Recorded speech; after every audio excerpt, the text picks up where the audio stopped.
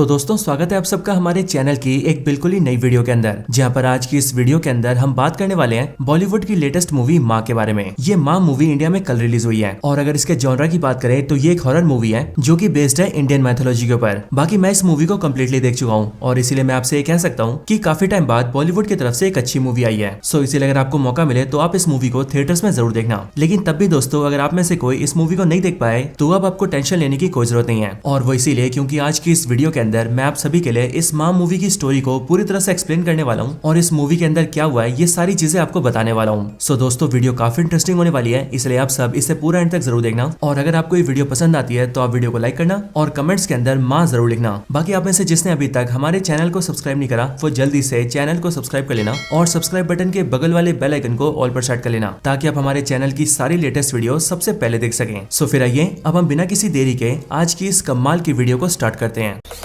Zombie apocalypse.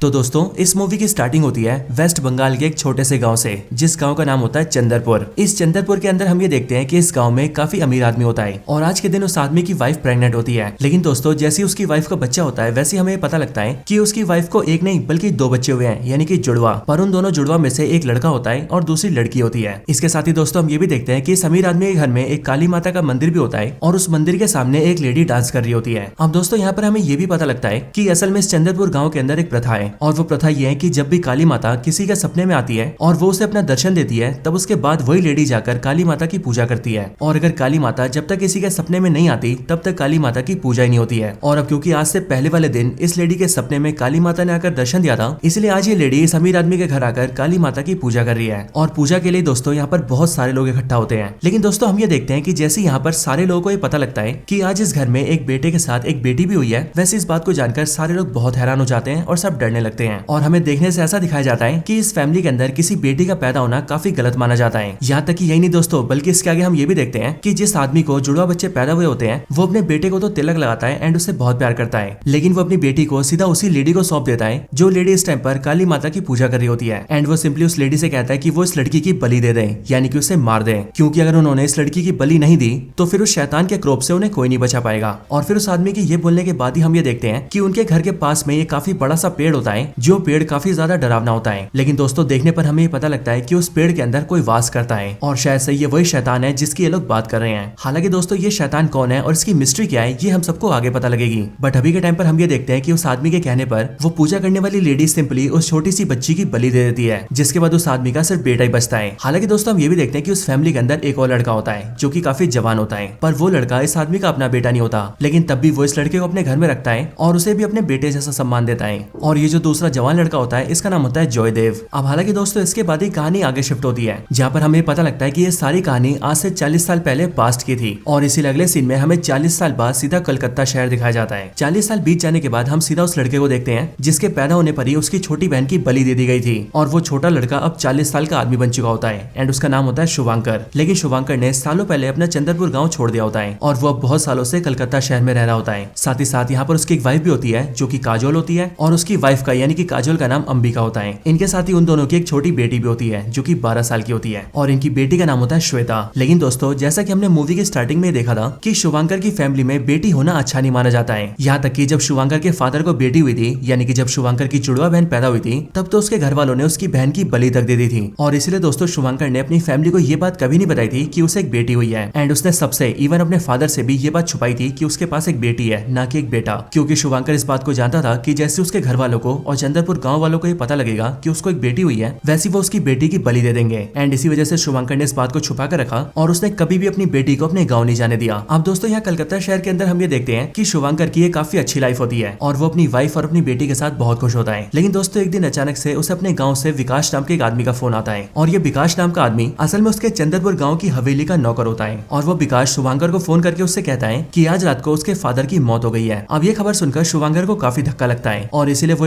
Decide करता है कि अब वो जल्दी से अपने गाँव जाएगा। अब इसके लिए शुभंकर अपनी वाइफ अंबिका से मिलता है एंड वो उससे कहता है कि उसके फादर की डेथ हो गई है, इसलिए वो अपने गाँव जा रहा है, लेकिन वो गाँव अकेला जाएगा और इसलिए उसकी वाइफ और उसकी बेटी यहीं पर रुकेंगे। और दोस्तों यहाँ पर हम ये भी देखते हैं कि यहाँ पर शुभंकर अपनी बेटी को बिना बताए गाँव जाता है, क्योंकि उसकी बेटी श्वेता अक्सर शुभंकर से बोला करती थी कि उसे उसके गाँव जाना है, लेकिन शुभंकर उसे हमेशा मना कर दिया करता था। और इसलिए आज शुभंकर ने सोचा कि अगर उसकी बेटी को ही पता लगा कि वो गाँव जा रहा है तो वो पक्का उसके साथ जाने की जिद करेगी। एंड इसलिए शुभंकर चुपके से अपनी गाड़ी उठाता है और अपनी वाइफ को बोलकर सीधा अपने गाँव जाता है। गाँव आकर शुभंकर सबसे पहले अपने फादर का अंतिम संस्कार करता है और फिर वो अपने रिश्ते में लगने वाले बड़े भाई जिसका नाम जयदेव था उसे कहता है कि वो उसका घर बिकवा दे, क्योंकि वो इस गाँव के घर को रखना नहीं चाहता है और अब तो उसके पिता के जाने के बाद उसका इस घर में रहने का भी मन नहीं करता है। और वैसे भी इस घर से जो कहानियां जुड़ी हुई है उसे सोचकर तो उसे डर भी लगता है। एंड इसलिए शुभंकर ये चाहता है कि इस घर को वो जल्दी से बेच दे। अब दोस्तों हमें पता लगता है कि इसका जो रिश्तेदार वाला भाई है यानी कि जयदेव, वो असल में अब इस पूरे गाँव का सरपंच भी बन गया होता है। साथ ही साथ इस जयदेव कैरेक्टर को प्ले किया है एक्टर रोनित रॉय ने। और इसीलिए यहाँ पर जयदेव शुभंकर से कहता है कि वो उसके घर के लिए कोई डीलर ढूंढेगा और उसका घर जल्दी से बिकवा देगा। अब दोस्तों इसके आगे शुभंकर ये डिसाइड करता है कि अब वो अपने गाँव में रुकेगा नहीं और इसीलिए वो रात के टाइम ही अपने गाँव से निकलकर अपने घर जाने लगता है। हालांकि दोस्तों जाने से पहले उसका नौकर विकास उसे रोकने की कोशिश करता है, बट शुभंकर का अपने घर जाने का मन होता है एंड इसलिए वो वहाँ पर रुकता नहीं है और रात के टाइम अपनी कार स्टार्ट करता है और सीधा वहाँ से निकल जाता है। लेकिन दोस्तों रास्ते में हम ये देखते हैं कि उसके घर के पास का वो बड़ा सा पेड़ जिसके अंदर कोई शैतान रहता है, वो पूरा पेड़ ही शुभंकर का पीछा करता है और वो उसकी गाड़ी को पकड़ लेता है और फिर वो धीरे धीरे करके शुभंकर को जकड़कर उसे जला देता है एंड उसकी जान ले लेता है। और हम भी ये देखते हैं कि शैतान ने शुभंकर को जान से मार दिया है। अब दोस्तों अगली सुबह जैसे सबको ये पता लगता है कि शुभंकर मर चुका है, वैसे उसके मरने के बारे में जल्दी से उसकी वाइफ अंबिका को कॉन्टेक्ट किया जाता है, जिसके बाद हम ये देखते हैं कि अंबिका और उनकी बेटी श्वेता इन दोनों को ही बहुत बुरा लगता है और वो दोनों शुभंकर के लिए बहुत ज्यादा रोते हैं। लेकिन दोस्तों इन सब के बाद भी अब 3 महीने बीत जाते हैं और हम ये देखते हैं कि अंबिका और श्वेता की लाइफ धीरे धीरे करके अब नॉर्मल होना स्टार्ट हो चुकी है। लेकिन दोस्तों अब इस 3 महीने बाद अंबिका को एक दिन जयदेव का फोन आता है और वो जयदेव अंबिका को ये बताता है कि असल में शुभंकर ने अपने मरने से पहले उससे एक बात कही थी। शुभंकर ने उससे कहा था कि वो अपने घर को बेचना चाहता है और उसके लिए वो डीलर ढूंढ रहा था, लेकिन अब उसे एक डीलर मिल चुका है जो इस घर को खरीदना चाहता है और इसलिए वो चाहता है कि अंबिका अपने गाँव आ जाए और अपने सामने इस डील को कर दे। अब वैसे इस बात को सुनकर अंबिका जयदेव से कहती है कि वही डील को पूरा कर ले और इसके बदले में जो भी कमीशन बनेगा वो जयदेव को दे देगी। लेकिन दोस्तों जयदेव इस बात को सुनकर थोड़ा बुरा मान जाता है एंड वो अंबिका से कहता है कि वो ये काम कमीशन के लिए नहीं कर रहा है, बल्कि उसके लिए शुभंकर उसका छोटा भाई है और वो उसकी आखिरी इच्छा को पूरा करना चाहता है। अब इस बात को सुनकर अंबिका राजी हो जाती है एंड वो गाँव आने के लिए मान जाती है। लेकिन जब उसकी बेटी श्वेता को पता लगता है कि उसकी मदर अंबिका गाँव जा रही है तब वो भी गाँव आने की जिद करती है, लेकिन अंबिका सिंपली उसे मना करती है और वो कहती है कि वो अकेले गाँव जाएगी। पर यह बात सुनकर श्वेता उससे कहती है कि उसके फादर भी अकेले गाँव गए थे और कभी वापस नहीं आए एंड इसीलिए वो ये नहीं चाहती कि उसकी मदर के साथ भी ऐसा ही कुछ हो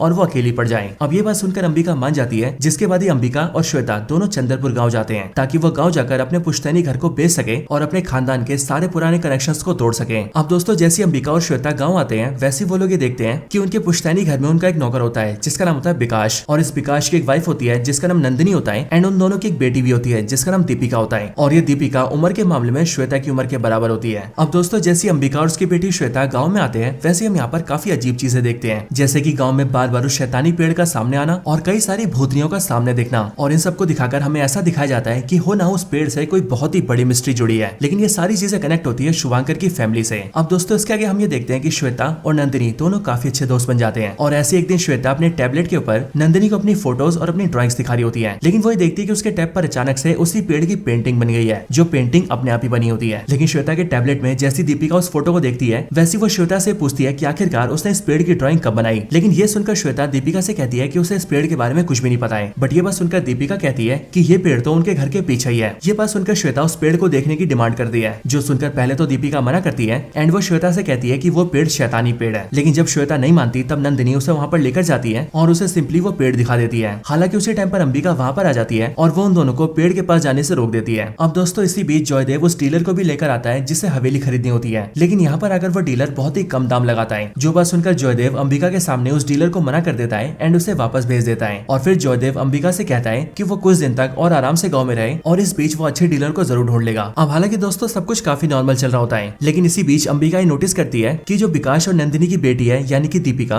उसके पीरियड्स स्टार्ट हो गए हैं और वैसे तो गर्ल्स को पीरियड्स आना बहुत ही आम बात होती है एंड ये चीज उनके 12-13 साल के होते स्टार्ट भी हो जाती है। लेकिन दोस्तों यहाँ पर हम भी देखते हैं कि जैसी अंबिका इस बारे में दीपिका की मदर नंदिनी को बताती है वैसी नंदिनी इस बात को सुनकर बहुत ज्यादा डर जाती है और वो सिंपली अपनी बेटी को एक कमरे में बंद कर देती है और वहाँ पर बैठकर काली माता का नाम जपने लगती है और साथ ही वो दीपिका से ये भी कहती है कि जब तक वो उसे निकालेगी नहीं तब तक वो कमरे से बाहर नहीं जाएगी। अब दोस्तों यहाँ पर नंदिनी ये सब क्यों कर रही होती है ये देखकर हमें भी अजीब लगता है, लेकिन दोस्तों जैसी इस दिन की रात होती है वैसे हम ये देखते हैं कि वो पेड़ वाला शैतान सीधा दीपिका के कमरे में घुसता है और अपने टहनियों को लंबा करके दीपिका को पकड़ के अपने पास ले आता है। अगले दिन जब सबको पता लगता है कि दीपिका गायब हो चुकी है, तब सारे लोग काफी हैरान हो जाते हैं और इसलिए अंबिका जल्दी से पुलिस को फोन करती है। लेकिन दोस्तों हम ये देखते हैं कि दीपिका की मदर नंदिनी, जो कि विकास की वाइफ होती है, वो इन सारी चीजों का ब्लेम अंबिका और उसकी बेटी श्वेता पर डालती है। लेकिन अंबिका इस बात पर ध्यान नहीं देती और वो पुलिस को बुलाती है, जिसके बाद वो पुलिस इंस्पेक्टर को सारी बात बताती है। अब गाँव का पुलिस ऑफिसर जब अपनी तहकीकात स्टार्ट करता है, तब उसे दीपिका तो कहीं भी नहीं मिलती है। लेकिन अपनी इन्वेस्टिगेशन के अंदर वो गाँव वालों से ये पता करता है कि गायब होने वाली लड़कियों में दीपिका अकेली नहीं है, और वो इसीलिए क्योंकि दीपिका से पहले भी ऐसी कई सारी गांव की लड़कियां हैं जो कि बारी बारी करके उस पेड़ वाले शैतान के हाथों गायब हो चुकी हैं। बट ये बात सुनकर पुलिस ऑफिसर और अंबिका दोनों को काफी धक्का लगता है और वो लोग ये पूछते हैं कि अगर ऐसी बात है तो उन्होंने इस बारे में पहले क्यों नहीं बताया और आज से पहले किसी भी लड़की की मिसिंग की रिपोर्ट क्यों नहीं लिखवाई गई है। लेकिन इस बात को सुनकर गाँव वाले और गाँव का सरपंच यानी कि जयदेव सभी इंस्पेक्टर को ये बताते हैं कि उन्होंने आज से पहले किसी भी लड़की की मिसिंग रिपोर्ट इसलिए नहीं लिखवाई है क्योंकि जब भी लड़कियां गायब होती है तब वो 2-3 दिन के अंदर घर वापस आ जाती है, वो भी बिल्कुल सही सलामत। अब ये बात सुनकर अंबिका इस बारे में डिटेल से पूछती है, जो बात सुनकर जयदेव सारी बातें डिटेल में बताता है। वो बताता है कि ये सारी चीजें आज से 3 महीने पहले स्टार्ट हुई थी और वो भी उस दिन के बाद से जिस दिन अंबिका के पति शुभांकर की मौत हुई थी, क्योंकि उसके बाद से उस पेड़ वाले शैतान ने बारी बारी करके गाँव की लड़कियों को अगवा करना स्टार्ट कर दिया, और वो भी स्पेशली उस टाइम पर जिस टाइम पर लड़कियों के फर्स्ट पीरियड आते थे। और दोस्तों इस बात को सुनते ही हम लोग भी ये समझ जाते हैं कि क्यों दीपिका के फर्स्ट पीरियड्स आने पर उसकी मदर नंदिनी इतना ज्यादा डर गई थी, क्योंकि एज ऑफ कोर्स नंदिनी को भी ये डर था कि पेड़ का शैतान अब उसकी बेटी को भी उठाकर ले जाएगा। हालांकि दोस्तों इसके आगे पुलिस वाले वापस चले जाते हैं और पुलिस ऑफिसर कहता है कि वो इन्वेस्टिगेशन को आगे बाद में स्टार्ट करेगा, और ऐसा इसलिए दोस्तों क्योंकि इस टाइम पर उन्हें दीपिका का कोई भी क्लू नहीं मिलता है। अब इसके बाद ही सारे गांव वाले भी अपने घर चले जाते हैं, साथ ही अंबिका भी अपने घर आ जाती है और अपनी बेटी से मिलती है। लेकिन अंबिका के घर आने के बाद उसकी बेटी श्वेता उससे पूछती है कि मॉम आखिरकार ये सब चल क्या रहा है, आखिरकार हमारे गाँव में है क्या। और मैं जानती हूँ कि आप और पापा इस बारे में सब कुछ जानते हैं, क्योंकि बचपन से जब भी मैंने चंद्रपुर गाँव आने की बात करी तब आपने और पापा ने हमेशा ही यहाँ पर आने की बात को टाल दिया और मुझे कभी भी यहाँ पर लेकर नहीं आए। इसके साथ ही मैं ये भी जानती हूँ कि आप और पापा जो सारी चीजें चल रही है उसके बारे में पहले से ही जानते थे। सो इसीलिए मैं चाहती हूँ कि आप इन सब के बारे में मुझे भी बताइए, क्योंकि मैं इन सारी चीजों के बारे में जानना चाहती हूँ। अब श्वेता की बात सुनकर उसकी मदर अंबिका उससे कहती है, ठीक है बेटा, आज मैं तुम्हें सारी बात बताऊंगी। वैसे भी तुम्हारे फादर भी मुझसे कहा करते थे कि हमें जल्दी अपनी बेटी श्वेता को अपने गाँव चंद्रपुर के बारे में बता देना चाहिए। सो अब इसीलिए आज मैं तुमसे कुछ भी नहीं छुपाऊंगी और आज मैं तुम्हें सारी बात बताऊंगी। अब इसके बाद ही अंबिका अपनी बेटी श्वेता को चंद्रपुर गाँव की मिस्ट्री बताना स्टार्ट करती है। वो श्वेता को बताती है कि चंद्रपुर गांव की मिस्ट्री आज से लाखों साल पुरानी है। असल में आज से लाखों साल पहले इंडियन मैथोलॉजी के अंदर एक काफी पावरफुल डीमन हुआ करता था, एंड उस डीमन का नाम था रक्तबीज। रक्तबीज डीमन काफी ज्यादा पावरफुल था,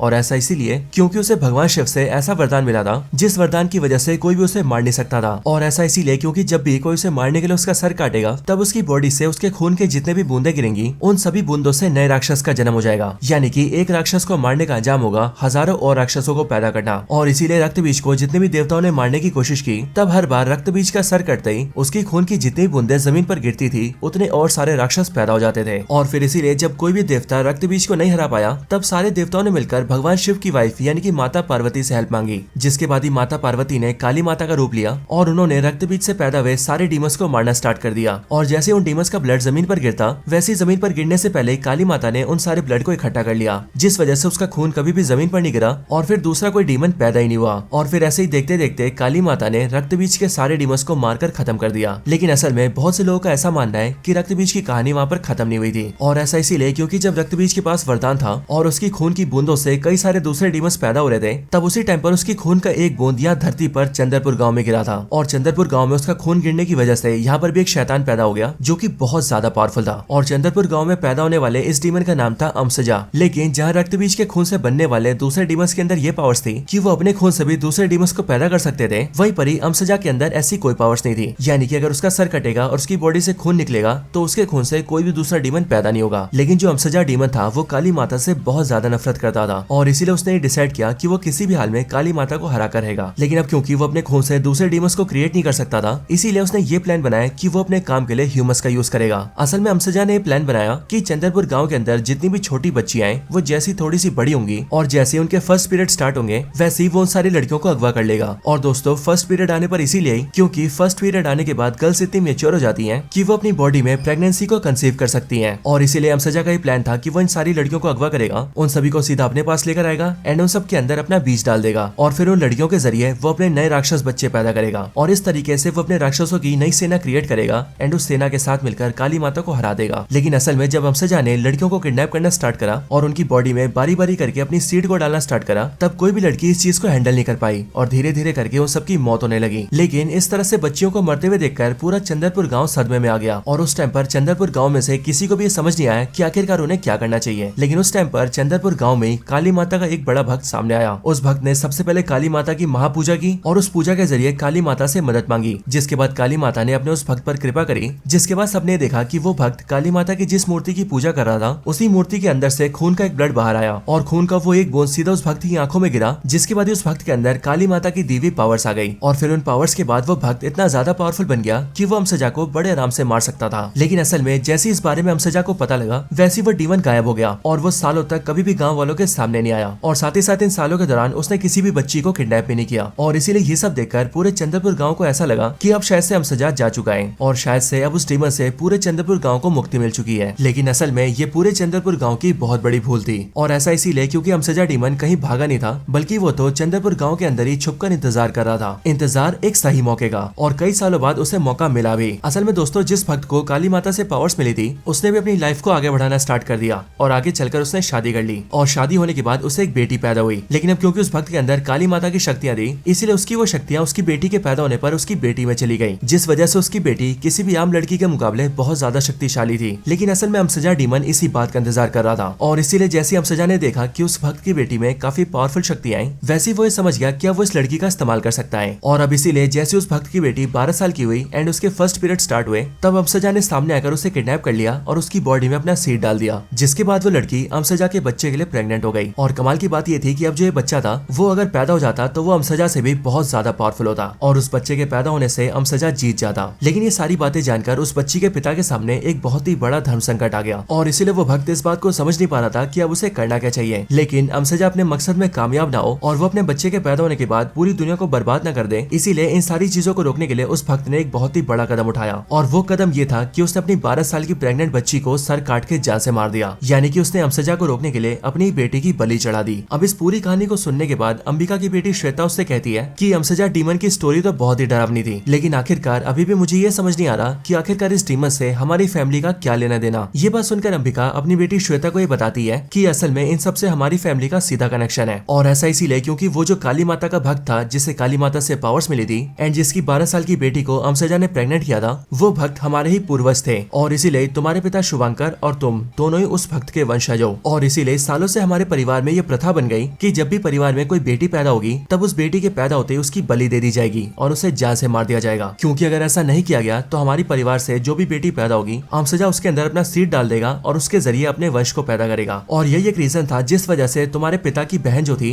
यानी कि शुभांकर की बहन, उसके पैदा होते ही उसकी भी बलि दे दी गई थी। और दोस्तों आप सबको भी याद होगा कि ये सीन हमने मूवी की स्टार्टिंग में देखा था, जहाँ पर शुभांकर के साथ जैसे उसकी जुड़वा बहन पैदा हुई थी वैसे उसकी बलि दे दी गई थी और वो सारी चीजें क्यों की गई थी वो हमें यहाँ पर पता लगी है। लेकिन दोस्तों अब ये सारी बातें सुनकर श्वेता अंबिका से कहती है कि माँ अगर ऐसी बात है तो फिर मैं भी तो इसी परिवार की बेटी हूँ, तो फिर आखिरकार आपने और पापा ने मुझे जिंदा क्यों रखा, मेरे पैदा होते ही मेरी बलि क्यों नहीं दी गई। ये बात सुनकर अंबिका श्वेता को बताती है कि असल में तुम्हारे पिता और मैं इन सारी बातों पर भरोसा नहीं करते थे और इसीलिए जब तुम पैदा हुई थी तब तुम्हारे पिता ने अपने पिता से यानी कि तुम्हारे दादा से ये बात झूठ बोली थी कि उन्हें असल में कोई बेटी नहीं बल्कि एक बेटा पैदा हुआ है। और ये सब इसीलिए क्योंकि मैं और तुम्हारे पिता तुमसे बहुत प्यार करते थे एंड अगर हम सबको सच्चाई बताते तो वो लोग तुम्हारी भी बलि दे देते। पर ये बात सुनकर श्वेता कहती है कि अगर ऐसी बात है तो अब तो अमसजा मेरे पीछे भी जरूर आएगा। लेकिन ये बात सुनकर अंबिका श्वेता से कहती है कि वो ऐसा नहीं कर पाएगा क्योंकि तुम तक पहुंचने से पहले उसे मेरा सामना करना पड़ेगा, मेरा यानी कि तुम्हारी माँ का। अब इसके बाद ये दिन बीत जाता है और अगला दिन आता है। अगले दिन हम ये देखते हैं कि जो हवेली का नौकर होता है यानी कि विकास, उसके फादर से अंबिका और श्वेता मिलते हैं। असल में दोस्तों विकास और उसके जो फादर होते हैं वो सालों से इस हवेली के अंदर काम कर रहे होते हैं एंड इसलिए विकास के जो फादर है उन्होंने सालों पहले श्वेता के फादर शुभांकर को भी अपनी गोद में खिलाया था। अंबिका और श्वेता जब विकास के फादर से मिलते हैं तब वो उन दोनों को शुभांकर के बारे में कई सारी बातें बताता है जैसे कि बचपन के किस्से। लेकिन इन सबके साथ ही वो अंबिका के हाथ में एक एनवेलप भी देता है और वो एनवेलप देते हुए वो उससे कहता है कि ये शुभांकर का है और शायद उसने इसके अंदर कोई खास बात लिखी है। अंबिका जल्दी से उस एनवेलप को लेती है और अपने कमरे में जाकर उसे ओपन करती है, लेकिन वो ये देखती है कि उसके अंदर एक बंगाली में मंत्र लिखा होता है। जिसके बाद वो जैसे उस बंगाली मंत्र को पढ़ती है वैसे उसके बाद ही हम ये देखते हैं कि अंबिका को अपने आसपास अपने हस्बैंड शुभांकर के होने का एहसास होता है। लेकिन उसके कुछ सेकंड्स बाद ही हम ये देखते हैं कि वहाँ अंबिका को अपने सामने काली माता के दर्शन होते हैं। और दोस्तों अगर आपको याद हो तो मैंने आपको मूवी की स्टार्टिंग में बताया था कि शुभांकर की हवेली के अंदर एक काली माता का मंदिर है और वो मंदिर नॉर्मली तो बंद रहता है, लेकिन उसके अंदर काली माता की पूजा तभी होती है जब काली माता किसी के सामने आकर उसे अपने दर्शन देती है। लेकिन 40 सालों से काली माता ने आज तक किसी को दर्शन नहीं दिया था और काली माता ने लास्ट दर्शन उसी लेडी को दिया था जिस लेडी ने शुभांकर और उसकी बहन के जन्म के टाइम पर काली माता की पूजा की थी और बाद में जाकर शुभंकर की बहन की बलि चढ़ाई थी। लेकिन अब 40 साल बाद काली माता ने दर्शन दिया है अंबिका को, और अब इसीलिए जैसी अंबिका इस बारे में विकास को बताती है वैसी वो अंबिका से कहता है कि अब उसे काली माता की पूजा करनी होगी,